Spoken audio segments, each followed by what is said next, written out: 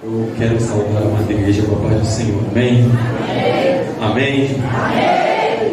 Muito alegre em estar conhecendo mais um povo que vai herdar os céus, mais uma família que estará conosco nas mansões celestiais. Mas como eu costumo dizer, não é sobre o lugar, não é sobre o ambiente, mas é sobre estar aonde Ele se faz presente.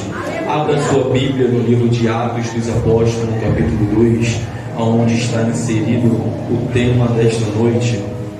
Atos dos Apóstolos, no seu capítulo 2. Enquanto você procura, quero deixar aqui os meus agradecimentos a Tamires, Silvio, que foi canal de bênção para a gente poder estar aqui. Quero agradecer a todo o ministério, todos os pastores, pela confiança de estar podendo pregoar a palavra neste lugar. Me faço acompanhado da minha missionária, pastora Priscila Reis. Fico até meio nervoso em pregar na presença dela, que mulher tem. Faço acompanhado da minha linda esposa maravilhosa, a mais bonita do ambiente. Perdoe minhas mulheres. E é isso, irmão. Meu pastor já chega por aí. Atos dos Apóstolos, capítulo 2. Todos acharam? Amém? Amém? Que vem dizendo assim: cumprindo-se o dia de Pentecostes, estavam todos reunidos no mesmo lugar. Estavam todos reunidos. E de repente veio do céu um som, como de um vento veemente e impetuoso, e encheu toda a casa em que estavam assentados. E foram vistas por eles línguas repartidas como que de fogo, as quais pousaram sobre cada um deles. E todos foram cheios do Espírito Santo e começaram a falar em outras línguas, conforme o Espírito Santo lhes concedia que falasse. Tomai o seu assento. Espírito Santo, o carnal, Pai amado, fala aquilo que lhe apraz, Senhor. Saca-me da tua aljava, Pai amado, e fala aquilo que os céus colocou ao meu coração, em nome de Jesus. Atos é um livro escrito por Lucas. Ele foi um médico gentil e ele escreveu ali por volta de 63 depois de Cristo. Lucas, que escreve Atos, é o mesmo que escreve o Evangelho de Jesus, chamado Lucas. E ele vai escrever no capítulo 24 sobre a ressurreição de Jesus, sobre os discípulos a caminho de Emaús. Vai falar sobre a aparição de Jesus aos discípulos, a promessa de enviar o Espírito Santo e a permanência e constância em Jerusalém. Mas eu quero chamar a sua atenção já de início, aqui em Lucas capítulo 24, Lucas vai relatar a ressurreição de Jesus. As mulheres vão até o sepulcro na manhã de domingo e encontram o sepulcro vazio e a pedra removida. Elas começam a se desesperar, até que os anjos apareceu a ela e disse: por que procuras entre os mortos aquele que vivo está? E aquela palavra que ela recebeu pareceu bem aos seus olhos, a qual ela correu à casa onde estavam os discípulos reunidos e declarou a ele tudo o que viram e ouviram. Eles de início vão duvidar, mas a palavra do Senhor vai dizer que que João e Pedro vão correndo até o sepulcro. João ele corre mais rápido, só que Pedro ele vai entrar primeiro ao sepulcro, e assim que ele entra no sepulcro, ele vê os lenços no chão, e sobre a cabeceira da cama ele vê um lenço que está dobrado. Ali você já conhece a história. O lenço dobrado era uma mensagem dos céus, do próprio Jesus aos discípulos: eu não terminei, mas voltarei. Porque naquela época tinha-se o costume de, quando o Senhor estava fazendo a sua refeição sobre a sua mesa, se ele pegasse aquele papel, se ele pegasse aquela toalha e enrolasse, jogasse a mesa e saísse, a mensagem era: acabei, pode retirar a mesa. Mas quando ele se retirava da mesa e deixava o lenço dobrado sobre a mesa, a mensagem era: eu não terminei, eu voltarei. E a mensagem que Jesus está passando aos discípulos é essa: não acabou aqui, a morte não me parou, a sepultura não é o fim, o que eu falei lá atrás, eu estou cumprindo. E ali ele vê e crê. Logo em seguida, a palavra do Senhor vai dizer que há 2 discípulos a caminho de Emaús, e eles estão conversando entre si, dizendo os acontecimentos daqueles dias. E ali Jesus aparece a eles. Só que perceba, a pergunta de Jesus aos discípulos é: o que vocês estão conversando a respeito de quê? Eles vão achar que Jesus é um peregrino e vão falar: por acaso o Senhor é peregrino e não consegue ver o que está acontecendo em Jerusalém? E ali os discípulos, eles vão contar a história para Jesus. Só que Jesus, ele vai voltar a palavra a eles e vai declarar sobre as profecias, sobre as palavras dos profetas, sobre as palavras de Moisés, sobre a palavra que estava profetizada acerca dele. E ali eles não vão perceber que é Jesus, mas quando vão chegar perto de Emaús, os discípulos vão chamar Jesus para entrar na casa. Jesus, ele aceita o convite, ele entra, eles sentam para cear, e ali no partir do pão, Jesus, ele abençoa, e ao partir do pão, parece que as escamas dos olhos dos discípulos caem, parece que caem em si, parece que eles estão vendo aquela cena e estão dizendo: eu conheço, esse aí eu sei quem é, não há outro que reparte o pão do jeito que ele reparte. E na mesma hora eles reconheceram que a promessa já tinha se cumprido e que Jesus ressuscitou. Logo em seguida Jesus desaparece.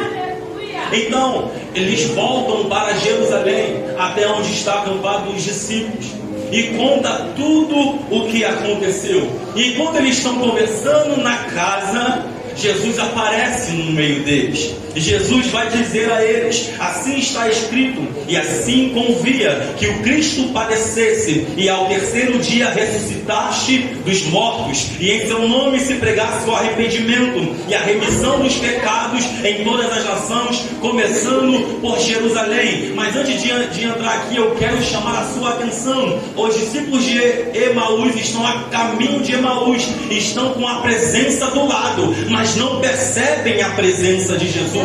Os discípulos de Emaús até estão conversando com Jesus, mas só que eles não percebem de fato que é Jesus ao seu lado. Eles assentam à mesa, eles ceiam, mas eles não percebem que é Jesus até o partir do pão. E quão perigoso é entrar por essas portas, entrar por essas portas, sentar aí onde você está e não sentir Ele na casa. Quão perigoso é você fazer parte do corpo, fazer parte do ministério e não perceber a presença dele. Porque desde o momento que eu entrei por essas portas, eu dobrei o meu joelho, eu já senti uma unção pairando sobre o ambiente, eu já senti a presença dele começar a inflamar a casa. Então tome cuidado, tome muito cuidado. Não deixe que a presença esteja ao teu lado e você não sinta. Não perca essa essência, não perca esse espírito. E ali Jesus vai aparecer entre eles na casa.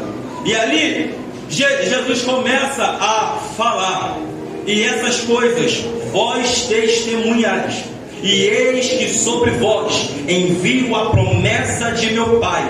Ficai, porém, na cidade de Jerusalém, até que do alto sejais revestidos de poder. E aí entra o que Atos 1 está dizendo, depois da ascensão de Jesus aos céus. Antes de Jesus subir aos céus, ele vai chamar os discípulos para fora, vai os abençoar. E eles, adorando, tornaram com grande júbilo para Jerusalém, e estava sempre no templo, louvando e bendizendo a Deus. Deus, eu vejo aqui que os discípulos, eles recebem a promessa, e a atitude que eles tomam é: vamos ficar aonde a promessa vai ser liberada. A atitude deles é: vamos voltar para Jerusalém e vamos permanecer em Jerusalém. Quer ser cheio? Permaneça na casa. Quer ser cheio? Permaneça em oração. Quer ser cheio? Permaneça louvando. Quer ser cheio? Permaneça e não desista.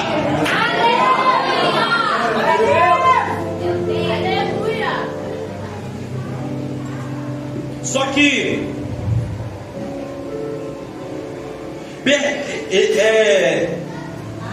não tem como ser incendiado, não tem como receber virtude do Espírito de qualquer forma, não tem como ser incendiado por um fogo se o altar está quebrado. E eu te provo isso na Bíblia. 1 Reis capítulo 18. Elias, ele vai dizer a Acabe: chama os profetas de Baal e os profetas de Azera. Vamos agora fazer aqui, entre as minhas palavras, uma disputa. O Deus que responder com fogo, este aí é Deus. Perceba, os dois, eles estão colocando o holocausto no altar. Eles estão colocando o bezerro em cima do altar. E aí os profetas de Baal começam a clamar: vem, Baal, com teu fogo, vem, Baal, com teu fogo. E da manhã vai até meio-dia: vem, Baal, com teu fogo, vem, Baal, com teu fogo. Eles começam a se bater, começam a se mutilar, começam a sangrar, derramar sangue sobre si, pedindo fogo de um Deus que não ouve. Aí Elias, para tentar afrontar eles, vai dizer: gritem mais alto, talvez o Deus de vocês esteja dormindo. Grita mais alto, porque talvez ele esteja ocupado com outras coisas. E aí vai passar de meio-dia, Elias vai dizer: agora acabou a palhaçada, acabou o circo, deixa eu pegar o altar e deixa eu reparar o altar. Elias, a primeira coisa que Elias faz é reparar o altar, porque não tem como dar sacrifício ao Senhor, não tem como pedir fogo ao Senhor com o altar que está quebrado, não tem como oferecer sacrifício ao Senhor com o altar de Baal, não tem como misturar o que é santo com aquilo que é profano. Ou você adora Baal, ou você adora Deus. E aí ele começou, ele colocou a lenha, e ele mandou jogar por 3 vezes água em cima. Ele fez como se fosse uma vala ao redor, e jogando água, estava cheio de água no ambiente. Mas como fogo vai pegar em água? E aí Elias vai fazer a oração, ele vai levar a sua voz aos céus e dizendo: Senhor, Deus de Abraão, de Isaac e de Israel, mostra a este povo que só há um Deus em Israel. E de repente do céu veio um fogo que queimou o holocausto, que queimou a água e incendiou o ambiente, e todos reconheceram que só há um Deus em Israel. Aleluia! Só que a Bíblia, 1 Coríntios, ela vai me relatar que sou o templo do Espírito Santo. Logo, se eu sou o templo, eu tenho altar a Deus. Levítico capítulo 16, o Senhor está dando uma ordenança a Moisés a como fazer o holocausto ao Senhor. E ali o Senhor vai dizer, a orientar, que o sacerdote primeiro precisa tirar as cinzas do altar, colocar nova lenha toda manhã, e assim o fogo arderá continuamente no altar. Quer ter fogo ardendo hoje e amanhã? Amanhã tira as cinzas que já queimou de hoje e põe lenha nova. Persista, não ache que na semana que vem o fogo ainda vai arder com a linha que você está colocando aqui hoje. Não, é todos os dias. Tira as cinzas, põe a lenha. Tira as cinzas, põe a lenha. Tira as cinzas, põe a lenha. Porque cada vez que eu tiro as cinzas, que eu ponho a lenha, o Deus do fogo manda fogo. O Deus do fogo consome. O Deus do fogo incendeia a casa. Mas é necessário. É necessário reparar o altar. tirar as cinzas do altar, colocar novas lenhas, colocar no holocausto e clamar e perseverar em clamor ao Senhor. E hoje a pergunta que o Espírito Santo me fez é: como está o teu altar esta noite? Como você chegou aqui neste lugar? Como está sendo o teu sacrifício ao Senhor? Como está sendo a tua oferta? E não estou falando de dinheiro, estou falando de adoração, de oferta. Porque se você entrou neste ambiente, é para cultuar a Deus, é para ofertar o seu melhor. Haja vista que Deus, Ele vai olhar para a oferta Ele vai olhar para Abel e para a sua oferta, mas para Caim Ele não vai olhar e nem para a sua oferta. Então eu entendo que o que é mais importante não é a oferta, o que é mais importante é como você entra no ambiente, o que é mais importante é como o seu coração se encontra. Não adianta estar com o coração fincado lá fora e querer trazer oferta para o Senhor. Não vai adiantar de nada. Ou você vem com um corpo, alma e espírito, ou é melhor não vir. Esta é a palavra. E aí vai acontecer o que lemos em Atos capítulo 2, e eu já caminho para o final. Eles estão debaixo de uma promessa, eles estão debaixo de uma palavra dita por Jesus. João capítulo 14, o próprio Jesus vai dizer: eu rogarei ao Pai para que envie outro Consolador. E aí quando a ascensão de Jesus acontece, o que Jesus fala aos discípulos é: fica em Jerusalém até que do alto sejais revestido de poder. O Senhor está falando: eu rogarei ao Pai, enviarei outro Consolador. E está falando aos discípulos: fica em Jerusalém, permaneça em Jerusalém, até que do alto sejais revestido de poder. E quando aconteceu a ascensão, eles voltaram para Jerusalém. Passou o primeiro dia e eles estão unanimamente em um só propósito, buscando o revestimento de poder. Eu posso imaginar eles reunidos no ambiente dizendo: desce Espírito Santo, desce. Eu posso imaginar eles reunidos no segundo dia dizendo: desce Espírito Santo, desce. E o Pai lá do alto dizendo: Pai, envia o outro Consolador. E aqui de baixo estão dizendo: Senhor, envia-nos o outro Consolador. E lá de cima o Filho está: Pai, envia o Espírito Santo. E de baixo a igreja está: Pai, envia-nos o Espírito Santo. Passa 3, passa 7, passa 8, passa 9, e no 10º dia, nos dias de Pentecostes, desceu do alto um som de um vento veemente e impetuoso que encheu toda a casa, e foram vistas sobre eles línguas repartidas como que de fogo. Quer receber a graça, quer receber o Espírito, permanece em Jerusalém. Quer ser revestido de poder, permanece em Jerusalém. Mas não permanece de qualquer forma, não permanece disperso, não. Ei, permanece em oração, em louvor, em cântico. Permanece buscando a presença daquele que prometeu, o Espírito Santo. Aleluia!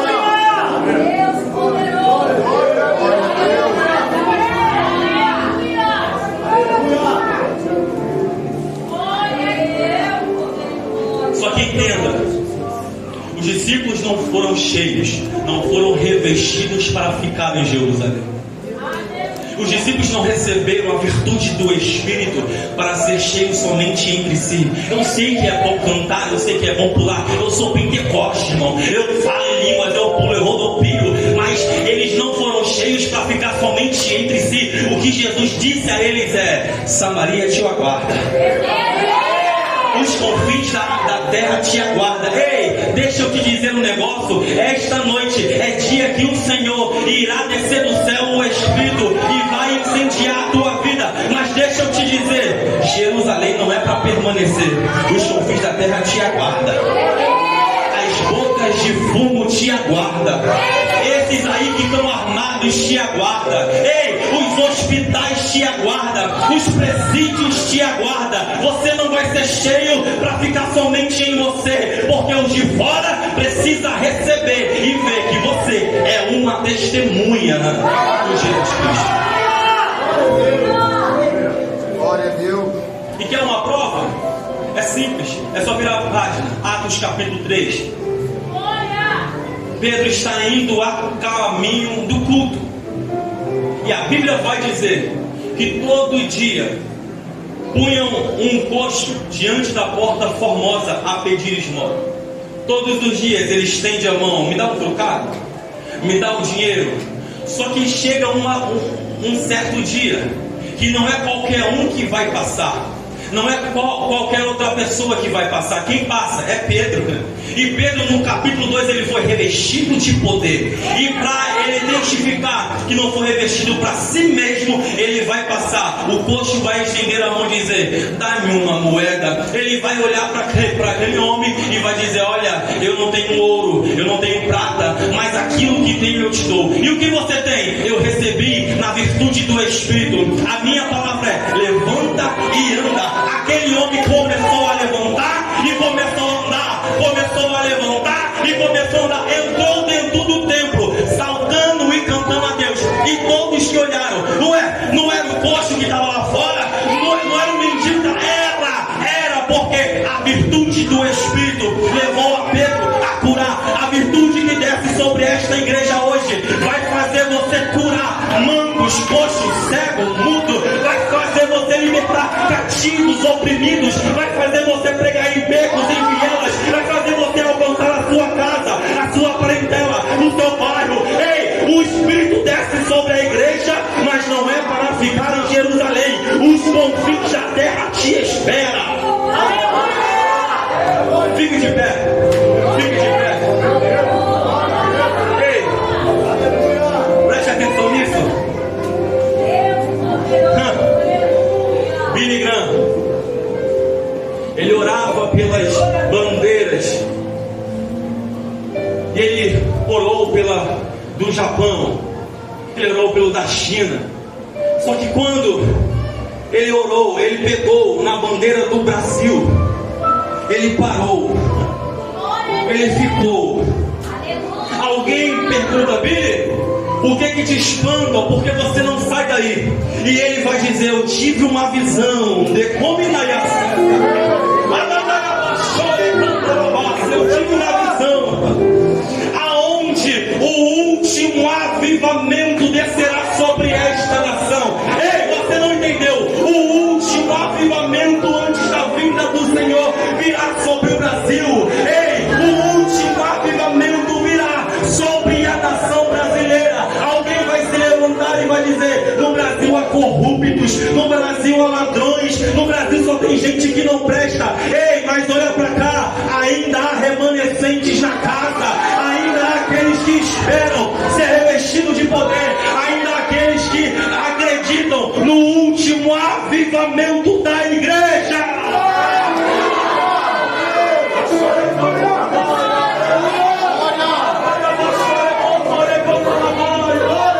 Eu acredito no avivamento da minha geração. A minha geração não está perdida. A minha geração não vai se dobrar aos joelhos do inferno. A minha geração irá se dobrar ao Rei dos Reis, ao Senhor do Senhor. E a igreja vai ser cheia do Espírito Santo de Deus.